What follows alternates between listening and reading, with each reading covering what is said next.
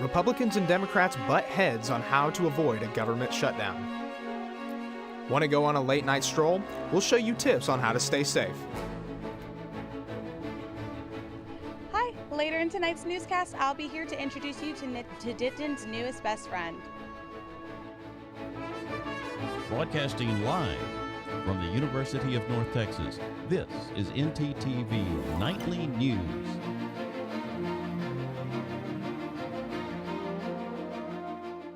Good evening, and thank you for joining us on NTTV Nightly News. I'm Maddie Holston. And I'm Jackson Garrett Spring.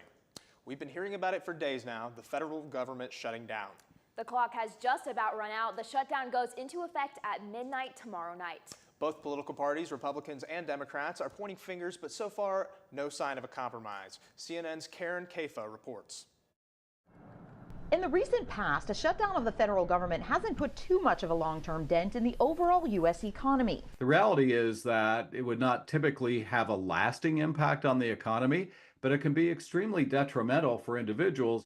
Those individuals, typically government workers, furloughed without pay until the shutdown ends. But with a sputtering labor market, Mark Hamrick, senior economic analyst at Bankrate, warns this time it could be different. This is a precarious time, and in some ways, given the fact that the U.S. economy has been seen currently or recently at an inflection point, having the lack of visibility on the job market is extremely inopportune.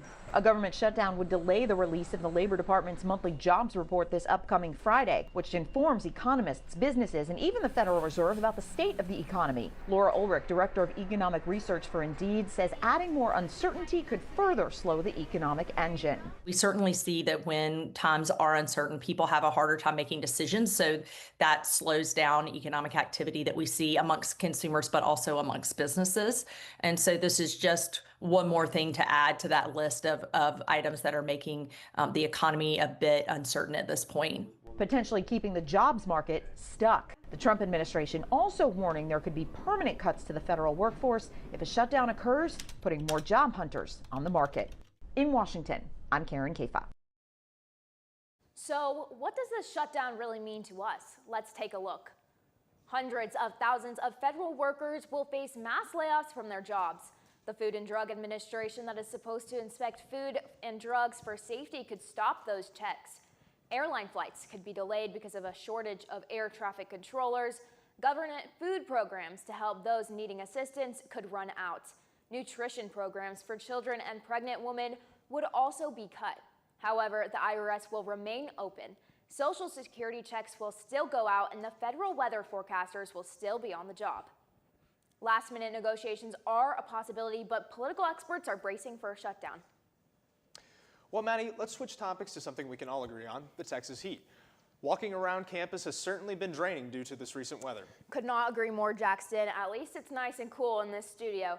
But let's see what our weather anchor, Gabriella Cruz, has to say about the forecast. Gabriella?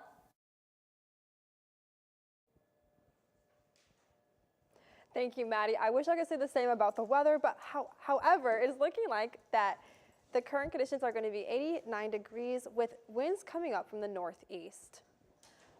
Later this evening, it is looking like it's going to get a little bit chillier, so if you have plans, it'll be a good idea to keep a sweater in the back of your car or inside of your bag. The actual temperature will be 83 with a low of 86. Tomorrow for noon, it's looking like the actual temperature is going to be 94 degrees. It'll be a little bit warmer, and the low will actually feel like 96. Back to you guys at the desk. 2 days have passed since the mass shooting and arson attack on a Church of Jesus Christ and Latter-day Saints in a Michigan community. Investigators are still searching for a motive for the attack. CNN's Cole Higgins has the latest on the attacker and the ongoing investigation.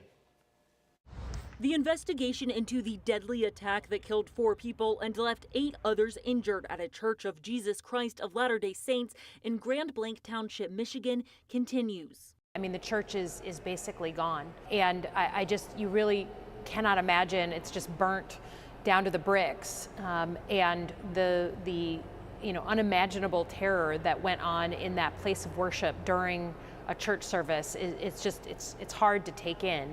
As the community grieves, investigators are combing through the wreckage of the church and searching for a possible motive. The 40-year-old gunman and Iraq War veteran Thomas Jacob Sanford had openly declared his hatred for the LDS Church and its followers. He did make the statement that Mormons are the Antichrist, which is a shocking statement. Chris Johns is a city council candidate in Burton, Michigan. He says he met Sanford on the campaign trail about a week before the attack. He had very strong opinions, nothing that was related to violence that would indicate violence, just somebody who had a very, very strong held belief that really he had maybe a philosophical animus, but not necessarily a desire to do what he did. He definitely talked about groups of people in ways that weren't acceptable. Kara Pattison was a friend of Sanford. If you asked me, out of everybody I know, to pick 10 people you think might do something a little like this, I wouldn't not pick him. And I hate saying that. I'm Cole Higgins reporting. A second victim has died following last week's Dallas ICE facility shooting. Miguel Angel Garcia Hernandez was removed from life support and passed away early this morning. His pregnant wife, Stephanie, stated he was a good man, loving father, and the sole provider of herself and their 4 kids. Authorities say the gunman hated the U.S. government and wanted to incite terror on federal agents, but no ICE personnel were injured during the shooting. Denton police arrested 2 people following a fatal shooting this past weekend. The investigation determined this incident was caused from a road rage altercation that turned physical. Road rage altercations like this are not one-off incidents. Our live shot reporter Melanie Garcia has more information about these incidents. Melanie? That's right, guys. After the recent shooting here in Denton, it's important to prioritize courtesy and safety when you're on the road. According to a recent study from the AAA Foundation for Traffic and Safety, a total of 96% of drivers admitted to engaging in road rage over the past year. A total of 84% of people were shot in Texas and 116 people were killed in road rage incidents. The survey encourages drivers to stay calm when on the road. Make sure to avoid eye contact and maintain safe distance between you and the other drivers. If you feel unsafe on the road at any time, make sure to call 911 or drive to a public place. So the next time you're feeling angry on the road, be sure to remember these tips. I know I will. Reporting with NTTV Nightly News, I'm Melanie Garcia. Thanks, Melanie. If you're thinking about checking out the pedestrian bridge late at night, I have some research that will definitely be helpful to you coming up later. And we'll have an exclusive live interview with the creator of some new signage in Denton, so stay with us.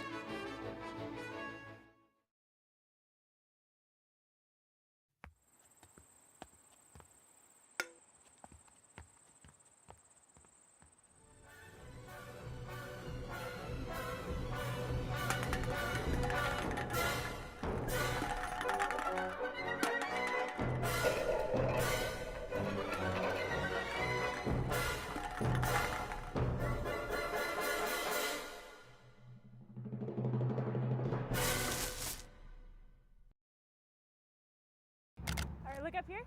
1, 2, 3. Mom, Dad, I got it.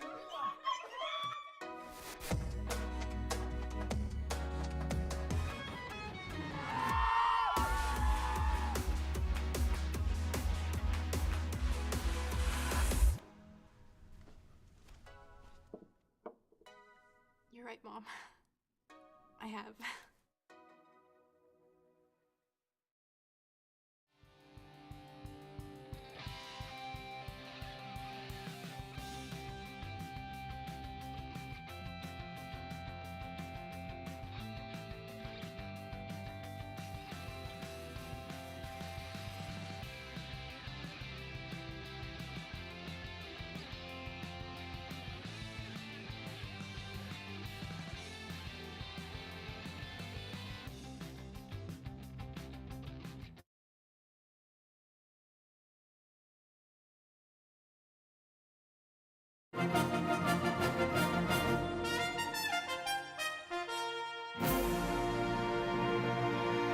UNT prides themselves on providing the resources needed in order to keep students safe. However, students don't always take advantage of these programs, leaving them to walk alone at night. After doing some research, here are some tips that you need to know about walking safety.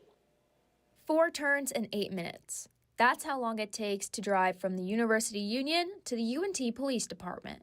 But walking? 6 crosswalks in up to 20 minutes. Walking alone at night is one of the greatest risks you can take as a student, especially when there's options to avoid it, including contacting officers like Corporal Causey. Then if you start to feel unsafe, if you feel like somebody's following you, if you feel like something's going on, don't hesitate to call 911. We are here for you. We're here to take care of our campus, make sure everybody feels safe. So again, if anything's going on and you start feeling unsafe, just calling us, letting us send an officer out there, because we have officers on campus 24/7, 365. The resources UNT provides prevent incidences 30 students at a time. By technology, by lit paths, and by UNT police presence. All students have access to the UNT police, even students like Brooklyn Dussault, who doesn't stay on campus 24/7, but she does walk. I feel like more people, boys and girls, should be more aware of it, not just whenever we're young, but also when we're old as well. There's not really an age limit, I'd say. UNT's 2025 security report revealed just over 300 recorded offenses that have occurred in the past 3 years. If you feel unsafe, you can call UNT Police at 911 or visit their lobby, open 24/7. It's almost our favorite time of the year here in Denton. With events happening every week, how do you stay on top of it? NTTV's Emily Rice has more on how Denton celebrates the spooky season. Emily?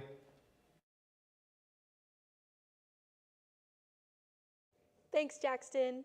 When I think of Denton, I think of music, UNT, and most of all, Halloween. Known for the biggest Halloween celebration, ongoing events every day leading up to the spooky holiday.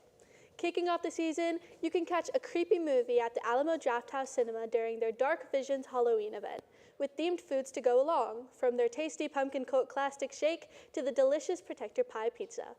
If you're looking for something to do with the family, you could participate in the Skelly Scavenger Hunt along a local business event for fun for all ages, or attend scenes like the Haunted Denton display or the Scary Cherry Orchid. Each week brings new chilling cheer, so mark your calendars and get ready for a month of ghoulish glamour. And when you're checking out these events, make sure to walk safe, because the monsters are out at night and Denton has one waiting on the square. So let's go to my colleague, Zaria Holman, who is talking to David Baker, the man we have to thank for the new sidewalk scares. Zaria? It is the eve of 31 Days of Halloween in Denton, and I am here with David Baker, the artist and creation of Denton's newest neighborly monster, Onion. Thank you, David, for talking with us today. Absolutely. Great to be here. Oh, thank you so much. I wanted to talk to you about Onion. I know there were some other names that people were talking about. There was Purple People Eater, maybe even Shelby. Which one was your absolute favorite? I mean, Onion's hard to beat. Runner-up for me was definitely Mini Mall, though, because this is where the Mini Mall used to be. So... Honestly, do you like the fact that she's going to be welcoming newcomers all 31 days? Oh, absolutely. It's such a joy that the community has taken such a strong role in the naming of and just being a part of this. It's been really cool.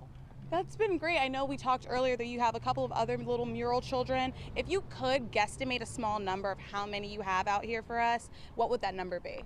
It's hard to say because a lot have been covered up, but I've done about 30 around town. I think there's probably 10 to 15 kind of around the DFW area still existing though. Oh, really? Yeah. Can we expect some more little scary monsters around the corners coming up? I very much hope so. Well, I did want to know what came up with this idea for Onion here. Yeah, a lot of research, a lot of drawing. I do a lot of stuff for Denton Halloween.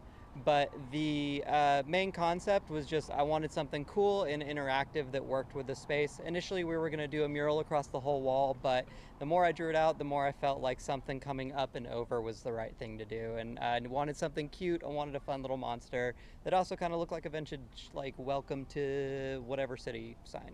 Okay, well, lastly, what do you want people to take away when they see Onion on the square? I genuinely hope it just brings a smile to everybody's face. I've loved seeing everybody come out here and take photos with it. And the whole thing with Denton Halloween is we want artists to come in and participate and show off what makes Denton cool. And so I hope it also inspires some people to make some stuff too.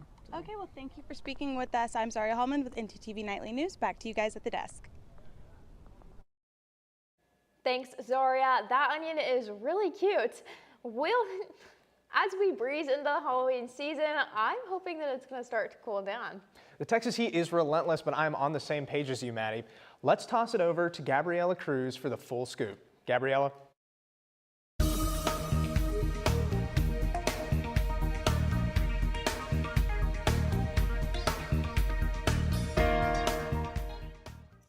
Thank you, Jackson. I wish I had better news, but unfortunately, it's looking like Texas is looking to keep summer going a little bit longer. Across the state, across the region, it's looking like that the weather is going to be in those mid 80s to high 90s that I was talking about earlier, with the humidity still going from those storms that we had last week. Across the state, it's looking like that the weather is going to still be in that high 80s, with the exception of Austin and Houston, which are actually going to be in their 90s this week. Across the 7 days, we can see the weather is looking like we're going to get some rainy days on Friday and Monday, with a 35% chance of rain. So definitely have your umbrellas inside of your car. My name is Gabriella Cruz with NTTV. Back to you guys at the desk. Thanks, Gabby. Fall weather is just around the corner, which means it's time to look for the perfect pumpkin. Well, Jackson, I love pumpkin season, and I can't wait to put one on my front porch. Maddie, these pumpkins might be a little bit different than what you're expecting. Reporter Will Wager introduces us to a man who grows pumpkins up to 1,800 pounds. Elroy Morgan of Charleston is no stranger to growing big pumpkins. It's a lot of fun. It's people just love seeing a giant pumpkin. It puts a smile on anybody's face. From heating the ground to preparing for frost, growing pumpkins of such size is no easy feat. You got to get your greenhouses up and soil cables in, and a lot of water and plenty of sunshine, and good luck. While he has set up irrigation, this summer's drought still posed a challenge. I've had to shut my well off because I lost pressure a couple of times, and so I had to wait until it fills up and then pump more water back out in the garden. Morgan plans to drop off one of his pumpkins in Bangor, where it will sit in front of Chick-fil-A and be part of a Guess the Weight contest, though it's not even his biggest of the year. It's over 1,700. It could be 18 now, I don't know. I still got another week of growing, so I still got to keep watering it. As he's already looking forward to next year, he hopes he can grow one weighing 1 ton or more. My pumpkins are getting bigger every year.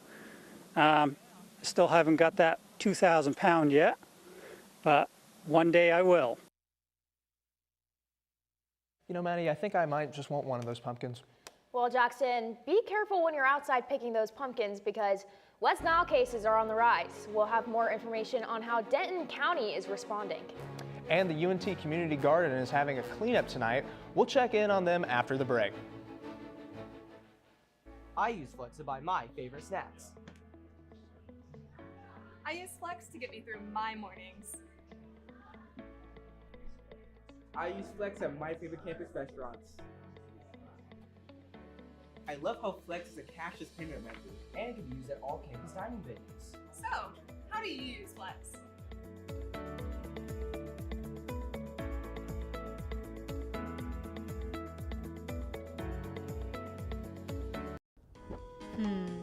I wonder what's on the radio today. I don't know about this. This is not it. Everything alternative, commercial free. 88.1 Indie. Here at KNTU, we have 2 traditional stations, 88.1 Indie and KNTU Jazz. We've also recently launched an internet radio station called Mean Green Hits. If you want to hear more, you can check us out at MediaNorthTexas.com. That was pretty good.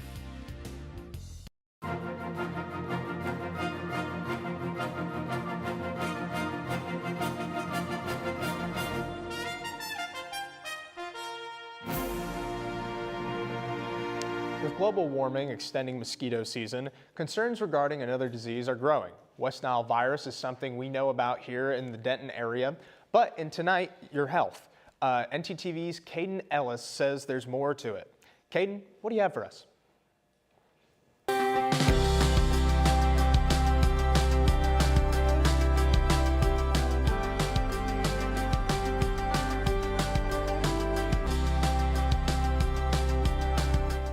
Jackson. Although viruses like COVID-19 have made us concerned about any new virus, the West Nile causes no need for worry.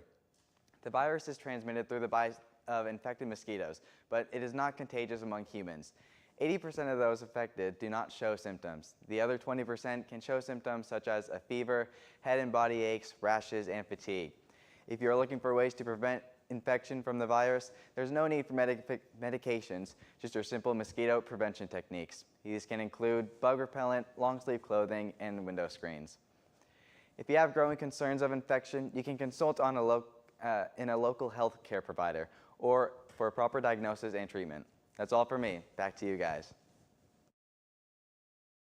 Thanks, Caden. The Denton County Public Health Department has conducted fogging for West Nile virus positive West Nile virus mosquito traps. What do Denton residents need to know? When performed properly by healthcare officials, spraying for the West Nile virus is considered safe. The DCPH advises residents to drain standing water in your yard. Dress in long sleeves when you're outside and defend yourself using EPA registered repellent. Residents in affected areas are being informed through signage and other emergency alerts, so keep a lookout. Well, Maddie, make sure to wear your mosquito repellent because it's harvest season here at UNT, and university students are putting their best thumbs forward with UNT's own community garden. Amber Rapace is on the scene with more information about how you can get involved. Amber? Thanks, Jackson. No green thumb, no problem. UNT Community's Garden is giving staff, students, and faculty a chance to grow their very own fresh food. So no experience is required. With the Mean Green Fund, all the tools, the seeds, and the supplies is provided. So the food that you grow, you can either take it home to your own table or you can donate it to the UNT food pantry. With me now, I have Kale with the UNT Garden. So Kale, thank you for your time. What can other first-time volunteers expect when coming to these events? Yeah, every time is a little bit different. Mostly we do composting, weeding, watering from time to time, and right now we're really focused on seed saving. Awesome. Okay, and then what is your favorite part about gardening? I really enjoy seeing stuff grow. It's soothing and it helps with my mental health. I agree with that. So just remember, guys, these events are free, and we just ask that the community shows up and they show out with their green thumb. With NTTV Nightly News, I'm Amber Rapace. Maddie, I hope you caught the game last weekend because UNT is now 5-0 for the first time since 1959. It makes me proud to be a Mean Green, but I also heard some buzz around our soccer team. Our sports anchor Haley Stum has more. Haley? Thanks, guys. The Dallas Cowboys tied the Green Bay Packers Sunday night, but a number of losses came for some of our other sports. We'll break down all the happenings from the past few days right here after the break. Stay with us. Looking to open a free checking or savings account but don't know where to start? Check out DatQ Credit Union right here on campus. Get your Mean Green debit card instantly or apply for a DatQ Visa credit card today. Your school, your card. Plus, make deposits at their 24/7 ATM, checks or cash whenever you need it. Make sure to sign up for DatQ's online banking platform and mobile app for easy access anytime, anywhere. Visit them at www.datq.org to learn more. DatQ, the official financial institution of UNT Athletics.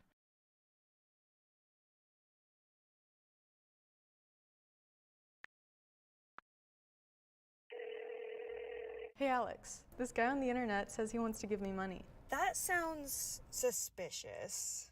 What do you mean? Typically, strangers who promise you money on the internet have their own best interest in mind. They often use bounce checks, which will disappear shortly after depositing, but not before they've asked for some money in return. So he doesn't really want to spoil me? No.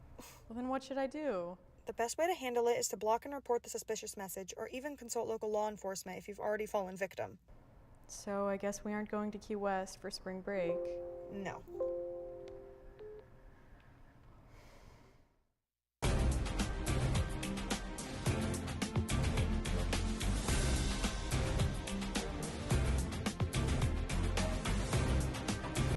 The Texas Rangers fell just short of the Cleveland Guardians 9-8 Sunday, a 10-inning loss to cap off the 2025 season. It looked promising for the Rangers on the road as Texas took the lead in the top of the 10th on a 3-run blast from their go-to pinch hitter, Rowdy Tellez. Cleveland never said die, however, as Bo Naylor hit an RBI double to set up Brianne Rocchio to dramatically walk it off with a 3-run homer. As Rocchio touched home, he locked up the AL Central title for the Guardians, the largest comeback to win a division in MLB history. The loss helped the Rangers finish at an even 81-81 record and served as the last time fans will see Texas in action again until next March. Despite a valiant effort in the singles round Sunday, the United States tasted defeat at the hands of Europe 15-13 in the Ryder Cup.